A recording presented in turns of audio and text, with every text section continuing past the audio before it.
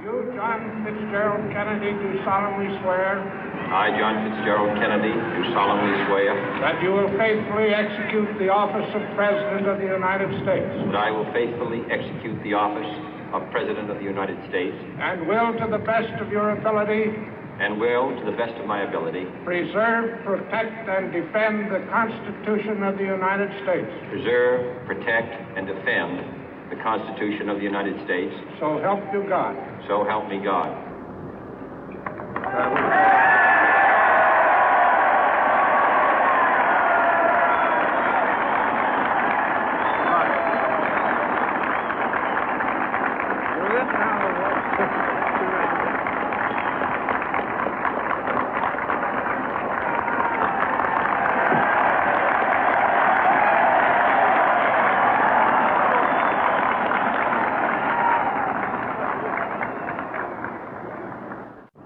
Vice President Johnson, Mr. Speaker, Mr. Chief Justice, President Eisenhower, Vice President Nixon, President Truman, Reverend clergy, fellow citizens.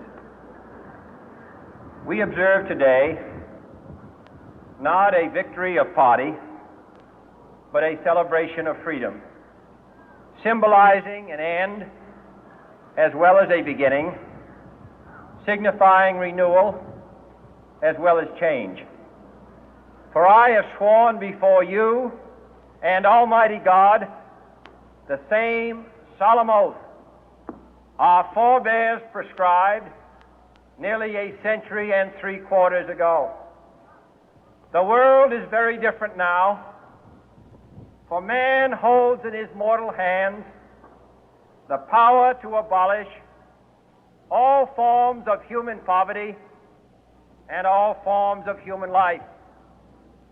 And yet the same revolutionary beliefs for which our forebears fought are still at issue around the globe. The belief that the rights of man come not from the generosity of the state, but from the hand of God.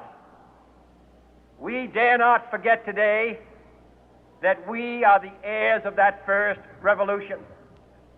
Let the word go forth from this time and place to friend and foe alike that the torch has been passed to a new generation of Americans born in this century, tempered by war, disciplined by a hard and bitter peace, proud of our ancient heritage, and unwilling to witness or permit the slow undoing of those human rights to which this nation has always been committed and to which we are committed today at home and around the world.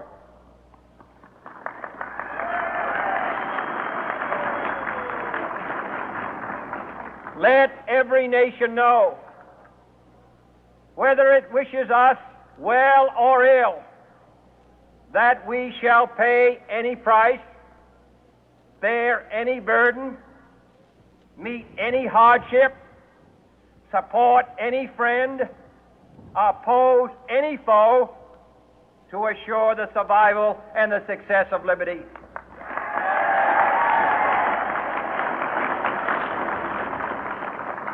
This much we pledge and more. To those old allies whose cultural and spiritual origins we share, we pledge the loyalty of faithful friends.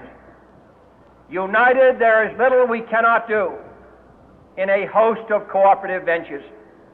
Divided, there is little we can do, for we dare not meet a powerful challenge at odds and split asunder.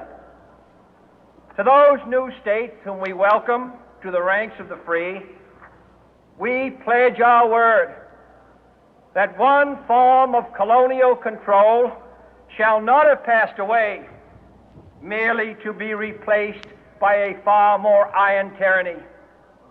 We shall not always expect to find them supporting our view, but we shall always hope to find them strongly supporting their own freedom, and to remember that in the past, those who foolishly sought power by riding the back of the tiger ended up inside.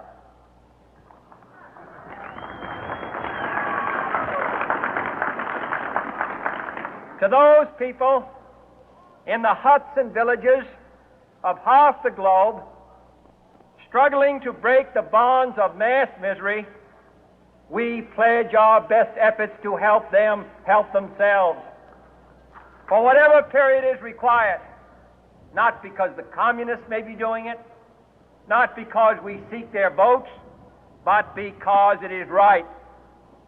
If a free society cannot help the many who are poor, it cannot save the few who are rich.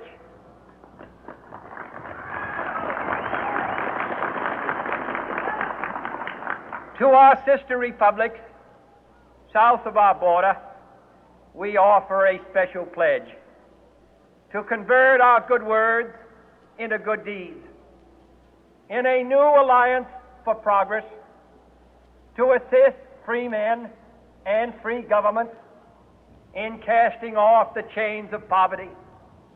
But this peaceful revolution of hope cannot become the prey of hostile powers. Let all our neighbors know that we shall join with them to oppose aggression or subversion anywhere in the Americas. And let every other power know that this hemisphere intends to remain the master of its own house.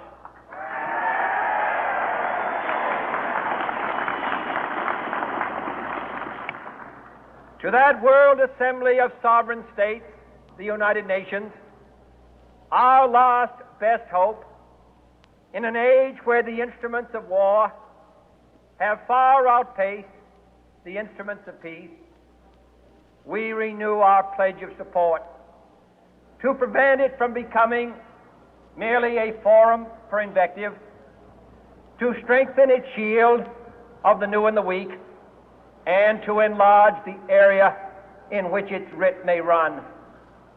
Finally, to those nations who would make themselves our adversary, we offer not a pledge, but a request that both sides begin anew the quest for peace. Before the dark powers of destruction, unleashed by science, engulf all humanity in planned or accidental self-destruction, we dare not tempt them with weakness, for only when our arms are sufficient beyond doubt can we be certain beyond doubt that they will never be employed. But neither can two great and powerful groups of nations take comfort from our present course, both sides overburdened